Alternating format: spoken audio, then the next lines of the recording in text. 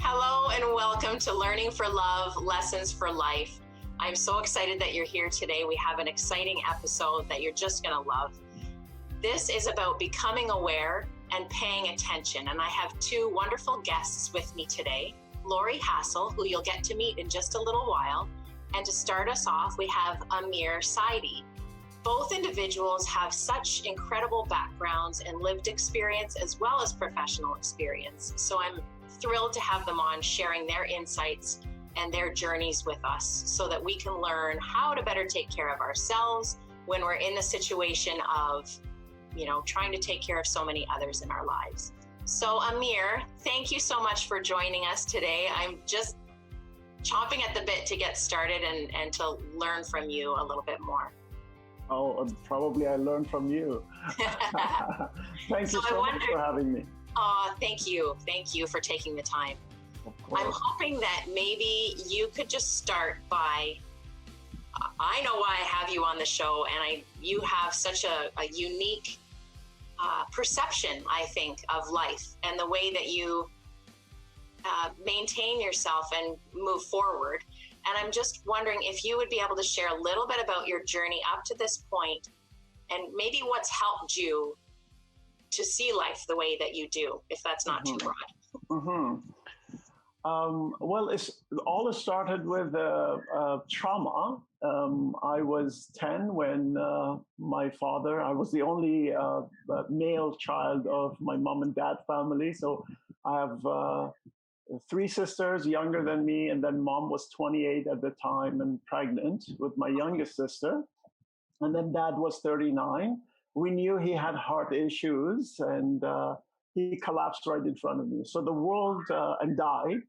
And then the world just completely was upside down, to say the least, really, for me. And then that was the beginning of going inward. And of course, you go through the grieving part of it, and you don't know what is that, in a way, right. for a 10-year-old mind.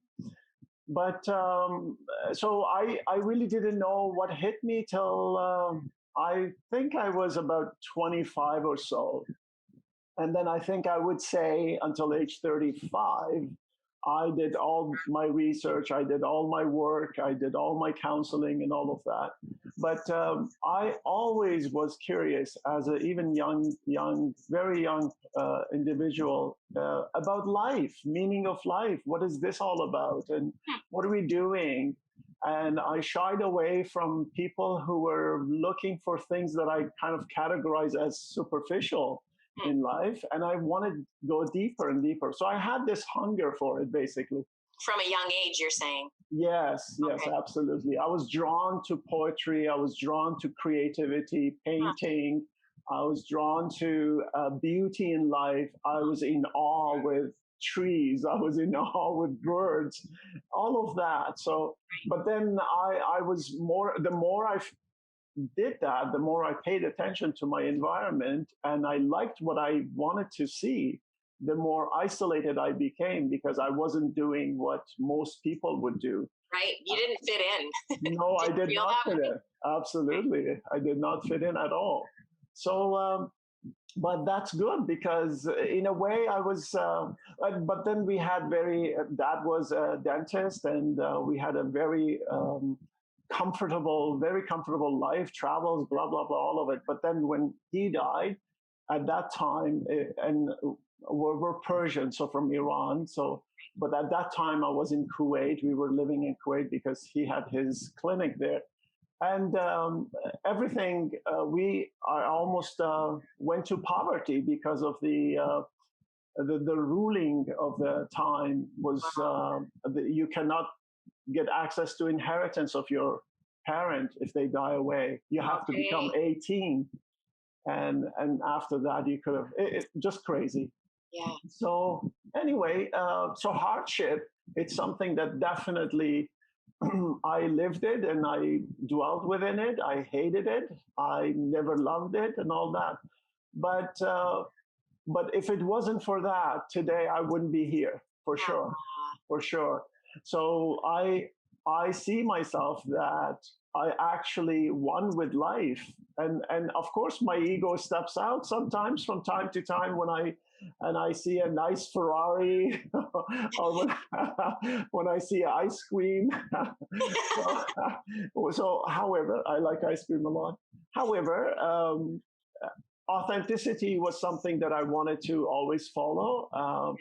Random giving is something that I always wanted to follow. Caring is something, I think all of this is the essence of a nature of human being, but we absolutely forget that, or we put it aside Yeah. in a way. Yeah. To give back and to care for others. Is that what you mean? Yes, absolutely. Absolutely. See, caring for others never happen if you don't have the full awareness and understanding of what caring for you is. Right. Basically. Right. So it really, I know it's a cliche, but it really rises from that. Absolutely. And I completely resonate with what you're saying, because that's the reason this show was created, is because I came from a place of overwhelm, I guess, at one point, and then realized that I need to take care of myself. But the way that I was going to do that, the way that I would actually commit to taking care of myself, was to focus on the fact that I needed to be well and healthy and happy for the people around me to learn from, and I want to be a good role model. So it sounds like that's kind of what you're talking about. Yes, and also on the other hand, I saw a lot of beautiful, magnificent people who were in a caregiving role, but they were 90% or so, they were burnt out. I saw most burnt out personalities than the other way around, that they were rooted in their strong existence, self, and all of that, and then they cared. So I didn't see much of that. And I thought, well, something fundamentally is very off. Somehow we've forgotten ourselves in a way on the way. Yeah. So, yeah. There's a term that I'm thinking of that I know that I think you and I have talked about before. And it sounds like this maybe is what you experienced, because you said that you experienced trauma.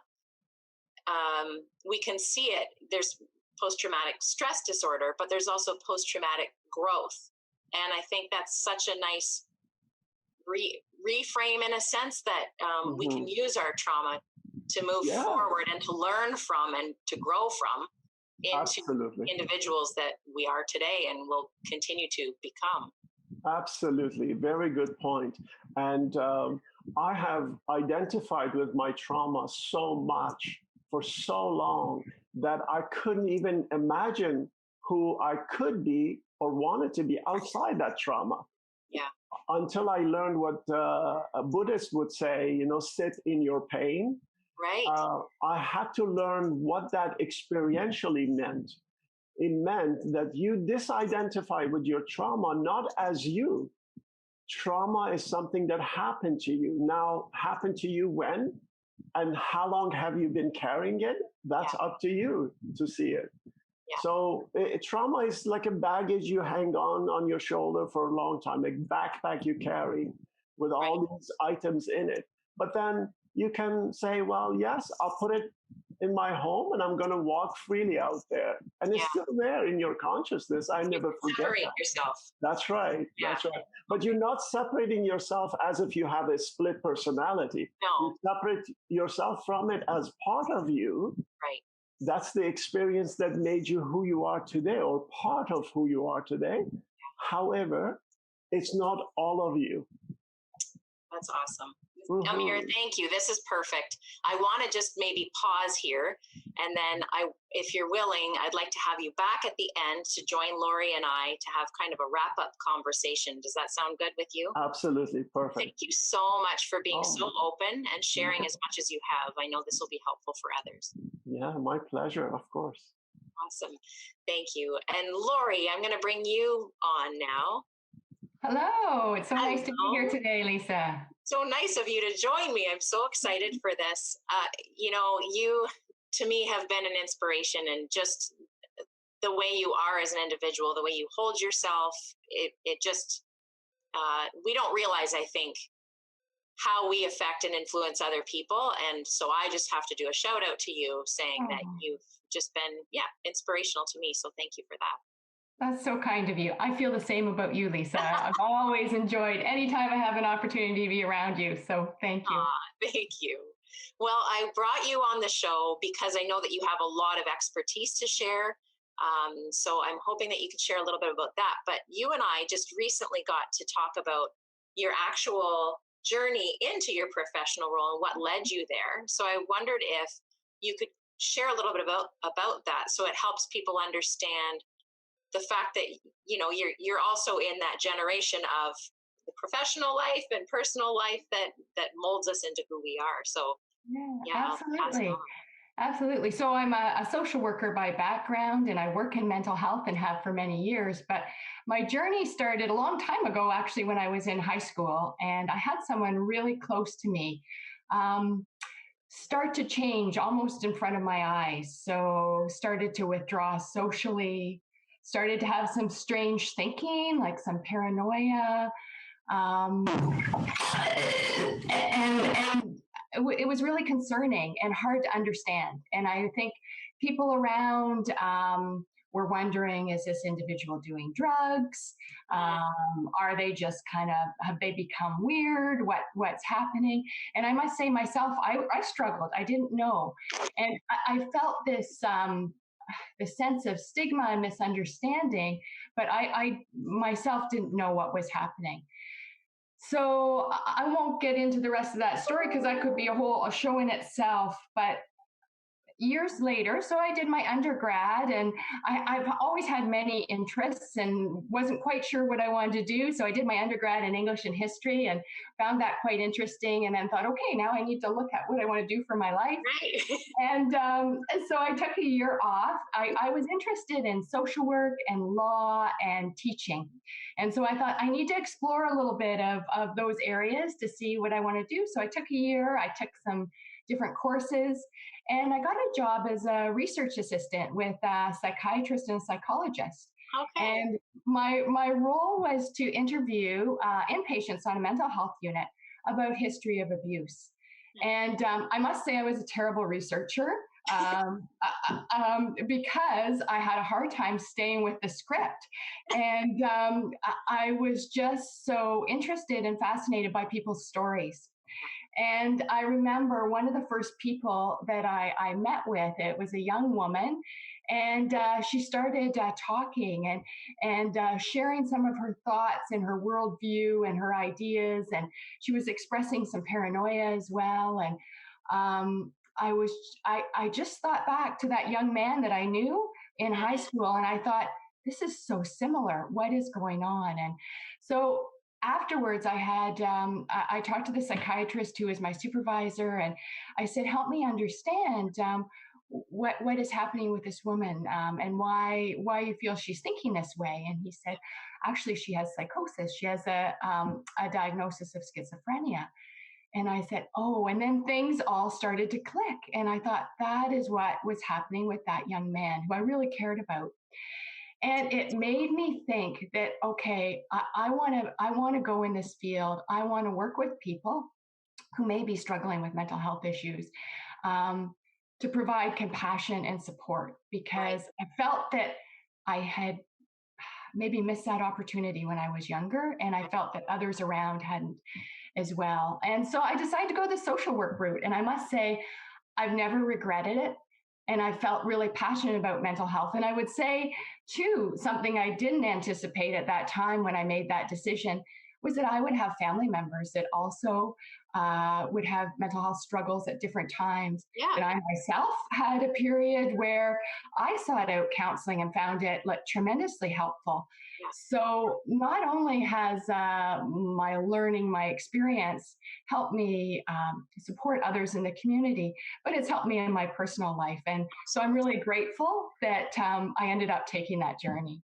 That's wonderful. I'm so glad you shared what you did. I think I'm hoping that it helps all of us to realize that mental health, sometimes I wish the name would change where, I think we've talked before in other situations where you wish it was more like a brain health or something where it's just like hygiene. And one of our other guests on another show it talks about that, how we should just have mental hygiene. But the fact is, and I try to teach my kids this too, on how we can all have feelings and emotions that sometimes affect even our daily living, but it doesn't define us. It's something that we experience, but I think we need to be more compassionate and less judgmental of other people, because it seems like we can really, as a society, I think we can really isolate individuals if they seem different, or, are experiencing things that we're not used to. So the fact that you're sharing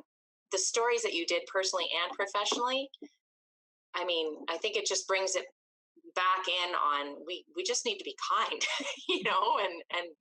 and understanding of each other. Yeah. Absolutely. So you brought some good points up, and I don't think probably a lot of people are familiar with diagnoses like schizophrenia, for example. I don't want to just necessarily talk about that, but I think it's important even for what Amir was talking about with, having those feelings of loss and grief, and knowing when. The other part is that what I want to talk on is knowing when to reach out, and what those signs would be that make you go, maybe I need some extra support, and maybe I can't handle this on my own. What would that look like? Yeah, absolutely. Well, I think there are a number of things. I know many people may notice. I know myself, when I was having some struggles, I noticed that my sleep was off. I was having a hard time sleeping. I could maybe get to sleep, but then I would wake up and it was like I couldn't turn off my brain. Yeah. So often people will find that they're having trouble sleeping, or maybe they're sleeping way more than they usually would, which can be something you notice. I think sometimes if we find ourselves withdrawing from our friends and our family, we're not wanting to socialize as much, Yeah. that might be a sign. Or if those things that usually give us pleasure, things we enjoy doing, they don't give us pleasure anymore. And we're like, I don't really feel like doing those things. I think if we feel like we're worrying a lot and we just can't turn off our brain, and you feel like it's maybe taking over your life, Right. that could be a sign.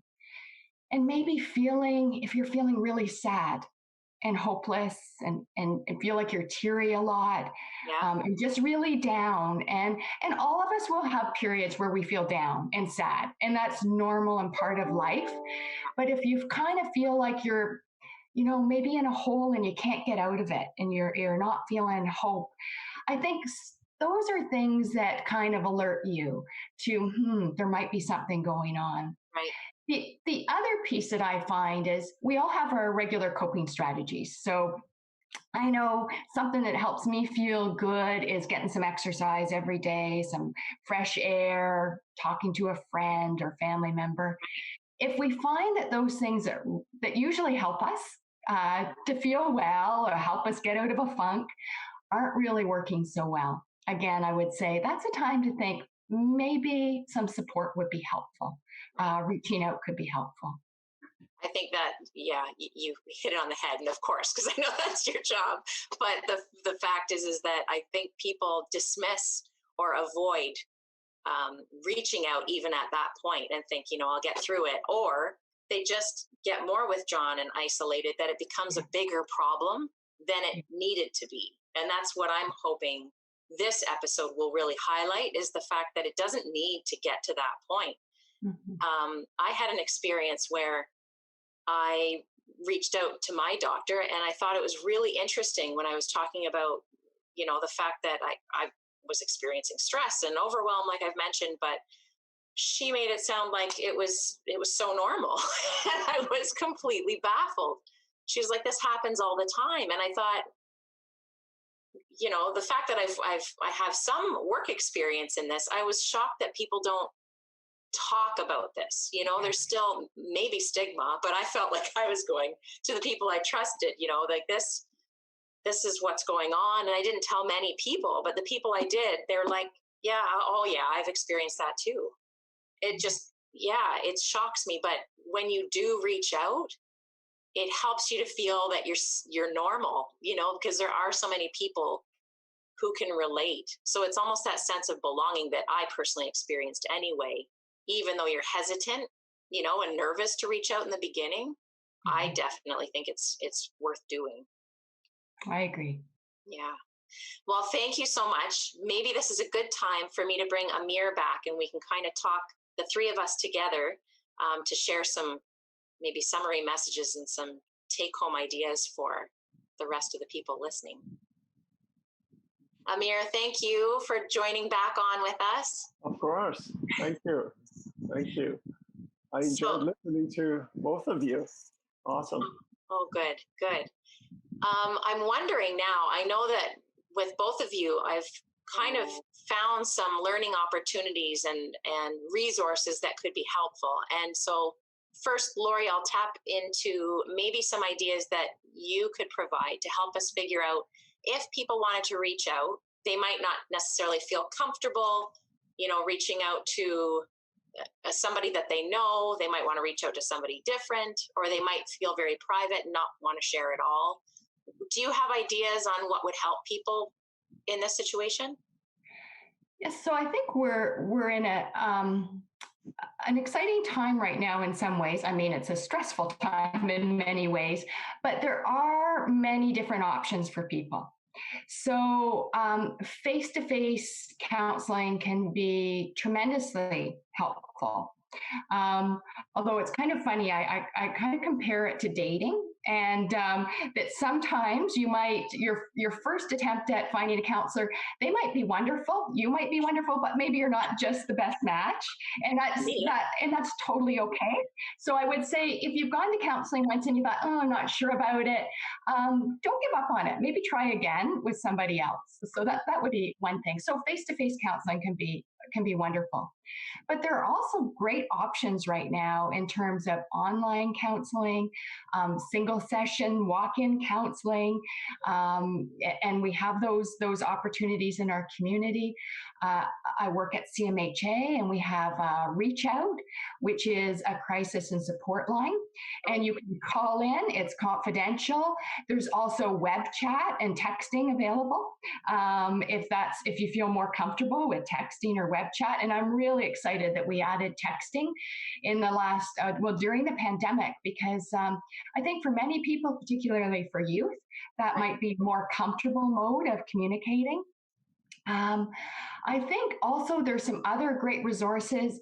Bounce Back is something that is being offered through the Ontario government. It's free, and people can get telephone coaching over the phone with a coach around different issues. So maybe it's around sleeping, like needing to get on track around sleeping, or maybe it's having a low mood or anxiety, and you can connect with a coach who will support you and direct you to some workbooks, so you can work on some strategies to help you. And so that is an option too. There's peer support, and there's something called the Big White Wall that offers some peer support, and it's online. So there are lots of options. Something that people might consider, actually, if you just Google Government of Ontario COVID support, you'll see a whole list of different options, but also locally, if you go on the CMHA website, we have lots of different things. And so that might be some mental health supports, but also some really cool workshops, right, and different things that you might find helpful. That's wonderful. And you just shared so much with us. I really appreciate that. And I know that we're going to have your contact information available for people. So thank you for sharing what you have. And I've been on the CMHA website plenty of times, and there's always great resources and extra links from there that we can kind of learn from and share with other people. So they might not necessarily even be for us. You might have somebody in your life that these might be perfect for. So thank you for sharing that. And then Amir, I'm hoping that you can share a little bit about maybe some of the learning opportunities that you've been interested in, or I don't know if it's books or information that maybe would help people listening to learn more about what interests you, because I think you have a unique perspective for sure. Yes, I look at it from a holistic point of view. I'm more focused on self-realization. So, mental health, we talk about mental health. Mental health, stress is a part of life, actually. Yeah. But we, in North America, we tag a stress or judge a stress as a very negative thing. Right. To me, it's going beyond the negative and positive. That duality game in the mind, it's so easy to keep and be addicted to it in a way as well. Yeah. But realism is, it's something in between, that you're being actually real. So what, in order to focus your mind that way, you need to, in a gentle way, very loving way, compassionate way with yourself, learn to remind yourself that, what am I feeling right now? Is this real? Is this resonate with me? Right. What does my feeling say about that? See, emotions are nothing but body's reaction to a thought, as Eckhart Tolle would say, and body's reaction to a thought. Simply that. So we easily add to our own thinking, and we're thinking that this is me thinking. Yeah. So do I want ice cream, or do I want, I don't know, freezy? Uh, we think that we make so many choices, but these are the experience from the past, that we had freezy, we had ice cream, and today I'm making that deliberate choice. Then who's that making that choice? It's me, of course. But then the fact is, thought happens to us, just like blood circulation happens to you, just like heart beating happens to you. Absolutely. So we are a witness to this life that we call Amir. Amir, thank you. Thank you so much for sharing what you have. And you did mention the name Eckhart Tolle. So I did bring his book to show everybody The Power of Now, I think. And you also, I think you and I talked about Dr. Wayne Dyer as well. Yes, absolutely. Dr. Wayne Dyer, Happiness the Way, Intention, Attention, anything from Dr. Wayne Dyer. And this is his second book, Eckhart Tolle, but read Power of Now first, I always suggest to people, and then this, because they're very deep read.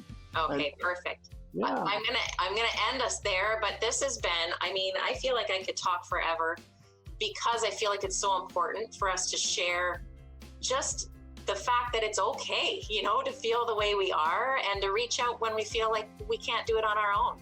So I appreciate both of you being here so much. And I'm looking forward to maybe sharing this information and, reaching out to people who need it. So I appreciate both of you being here. Thank you. Thank you for having us. Nice to meet you, Amir. Likewise, Lori, and wish you all peace and happiness. Wow. All right. So that's today's episode of Learning from Love, Lessons for Life. And I'm hoping that this has really been an eye-opening episode where you're able to become more aware and pay attention to your emotions and how you're feeling, and understanding that it's normal and we all have those times in our life. So Amir and Lori have really spoken quite clearly and effectively on this, and I really appreciate today you being here with us, and we'll see you next time.